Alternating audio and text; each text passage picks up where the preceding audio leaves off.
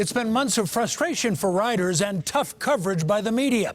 But tonight, RTD can finally tell us what it plans to do to move past that driver shortage and make your bus and train travel more reliable. The plan includes major service cuts that would affect many riders. 6 bus routes would be entirely eliminated. Some special services, including the Broncos ride, would be suspended. There would also be fewer rides along the 16th Street Mall. And some light rail service on weekends would end.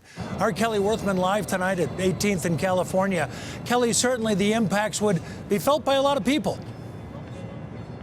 Well, Jim, thousands of bus and rail line rides could be eliminated in the coming months, and that includes several rides here of the D line in downtown Denver. Now, RTD managers say that their proposed cuts are to bus and rail lines that already have other public transportation routes available nearby, but it's still not sitting well with many riders.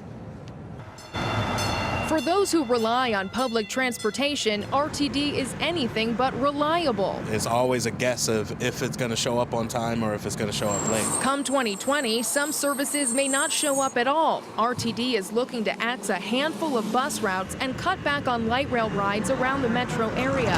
That includes eliminating weekend service of the D line between Littleton and downtown Denver. I mean, this is a very popular area, so it's going to be really difficult. The temporary reduction in service is how RTD plans to curb its ongoing operator shortage problem, one that's forced many drivers to work mandatory overtime, costing the agency $1.2 million every month. Clearly, we would rather not be doing any of this, but this is our responsibility.